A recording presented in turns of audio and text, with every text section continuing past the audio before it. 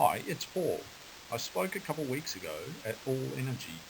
Here's what we discussed. Call us if you have questions. I agreed to speak about the role of demand response in a future grid featuring high levels of intermittent supply, but, on reflection, recognised that it was really three topics in one. First presentation is really about answering the question, what is demand response? We've been involved in facilitating demand response in some ways since as far back as 2002, so I have a keen interest in the area. We've also encountered a lot of confusion about demand response and the extent to which it is possible in Australia's national electricity market.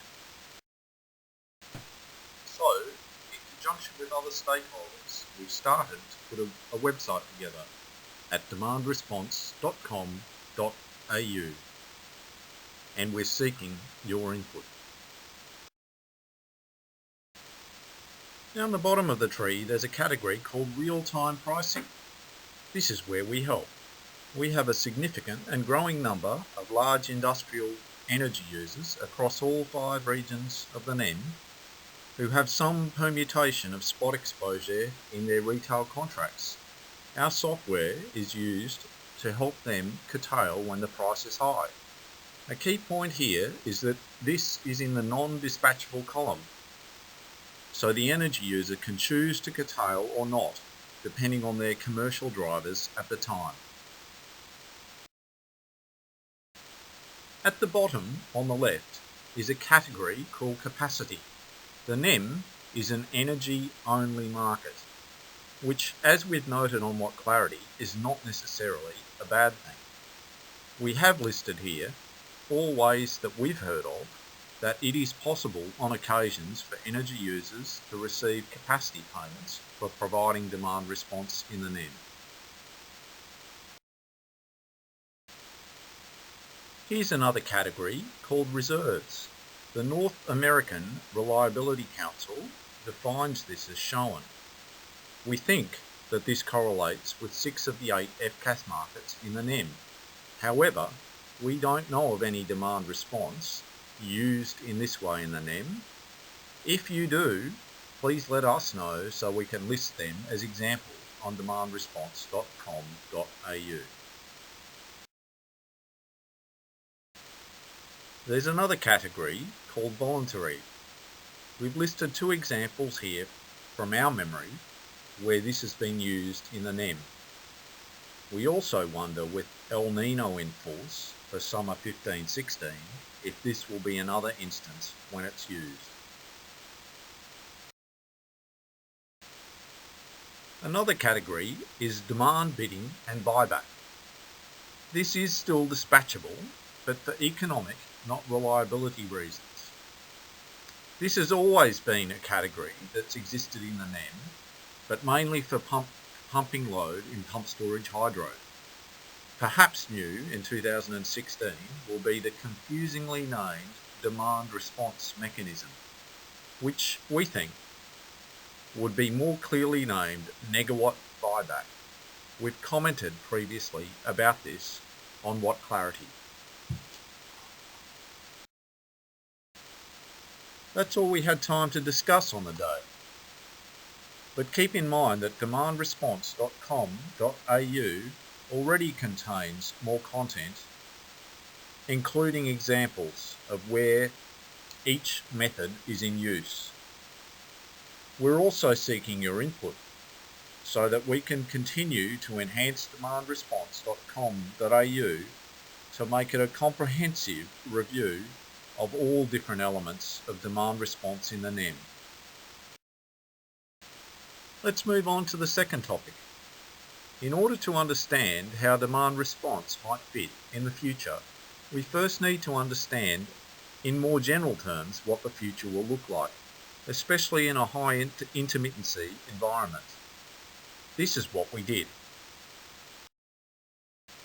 It's widely understood now that electricity demand has been declining for a number of years. Most people understand that this is due to 2 main factors: less gross consumption for a number of reasons, and also substitution by generation behind the meter. We were a little nervous back in 2009 when we started posting about this on What Clarity. Since that time, a number of other people have picked up the topic, including in the reports listed here. Whilst it seems likely that generation behind the meter will continue to grow, what's going to happen in the future with gross consumption is less certain.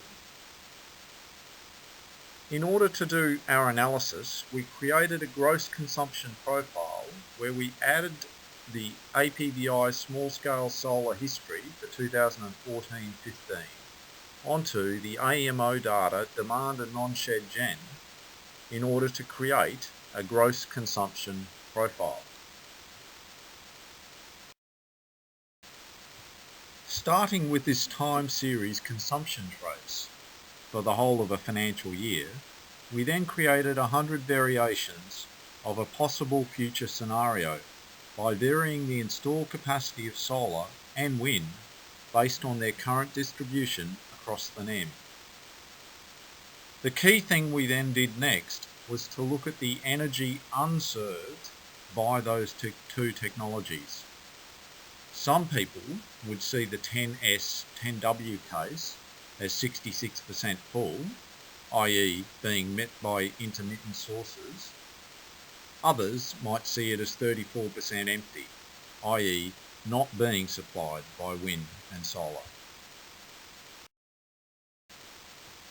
For our What Clarity readers who like seeing numbers in pictures, we represented the same 100 scenarios graphically.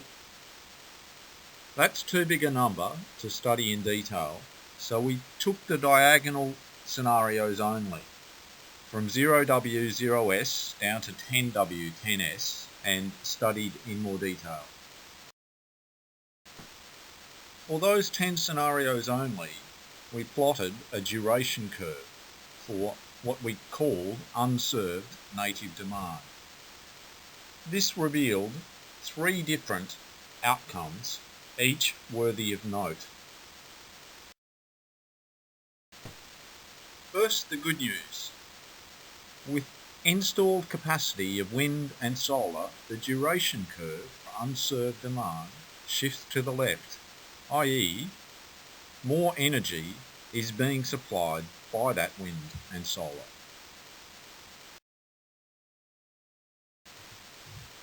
Outcome 2 is also challenge number 1. At the bottom end of the curve, we see increased spillage starting at the 5x case, such that by 10x we see spillage for more than 1600 hours each year. Increased spillage means a lower capacity factor, and that means lower revenue from RECs and the spot market. This means a more challenged business case. Outcome number 3 is also challenge number 2 for the NEM.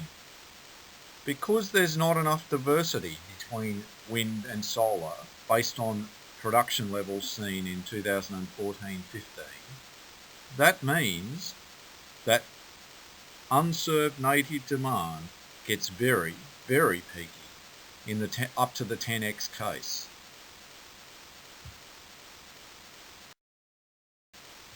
To put it another way, with increased solar and wind based on historical production levels, unserved energy does decline, but the peak does not budge.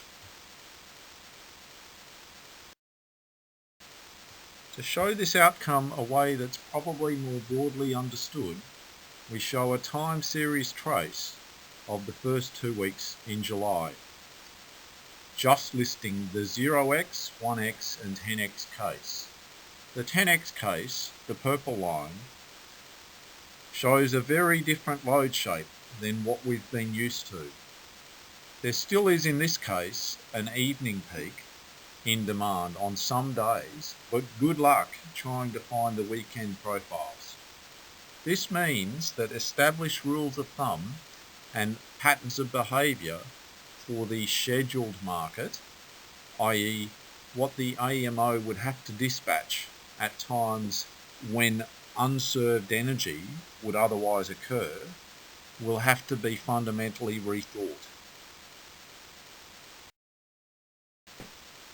In the second post we made prior to all energy, we also looked at the spillage that would occur up to the 10x case.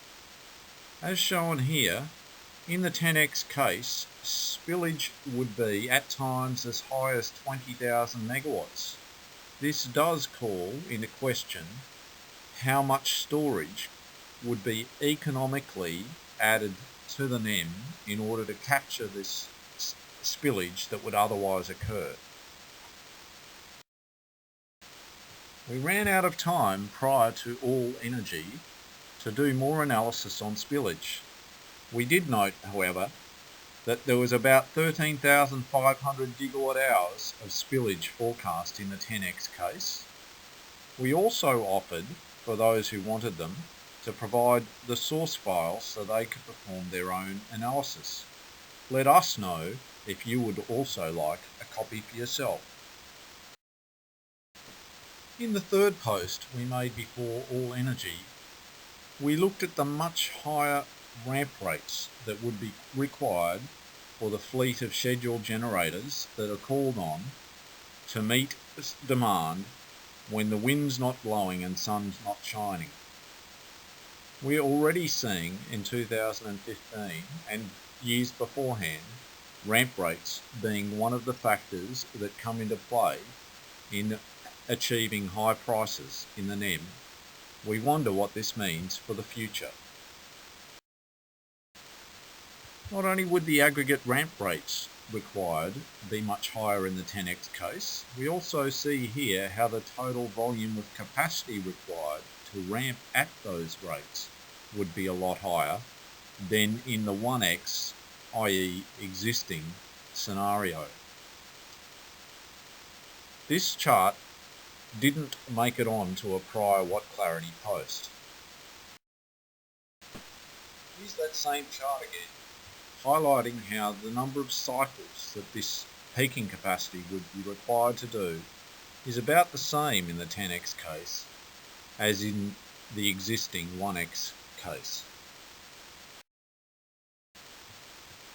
Now it just makes sense that in an ideal world you'd store the energy that you'd otherwise spill and use it in order to moderate the demand peaks that would otherwise occur. However, using the actual time series load trace for 2014-15 in the 10x scenario, I couldn't find a method that would actually work playing Adam Smith's invisible hand in order to moderate all of the demand peaks in the year. You've basically got to be playing God with perfect long-range foresight of the three independent variables, demand, wind output and solar output, in order to have enough storage and to use it judiciously enough in order to moderate all of the demand peaks. This then means that there's still a remaining capacity problem. To give you some sense of the challenge, here's a time series load trace of the first 4 weeks in July. Again we highlight just 3 scenarios, 0x, 1x and 10x, with 10x being the focus of our analysis here. With not much time left, we skipped into the third topic of our presentation, what role demand response might play in this future grid featuring loads of intermittent generation supply. In the ideal world, demand response would be used to moderate super peaks in demand on the hottest days or coldest nights, for instance. In their 100% renewable study, the AEMO looked at about 3,000 megawatts of demand response available in their scenarios. Based on our experience working with our customers, this seems reasonable enough. However, our big concern is that, at least from our clients' perspective, they only want to operate their demand response for 10, 20 or 30 hours a year, whereas in the 10x scenario, the number of hours where they'd be called on to operate would be far greater than that, hence requiring many more customers signed up to provide demand response in some ways. Herein lies another challenge. With time running out at All Energy, I posted these final comments. We had some good discussion afterwards with the people who stayed behind. I am also keen to hear from you, our readers, in comments that you might post below on what clarity. For more information, keep an eye on what clarity as the discussion continues there. Also remember demandresponse.com.au and fill us in with other examples you know of where demand response is currently working in the NEM. Finally, if you'd like to do your own detailed analysis, check out whatinsights.com.au and send us back the order form, and for a small fee we'll send you the working materials to give you a head start in the process.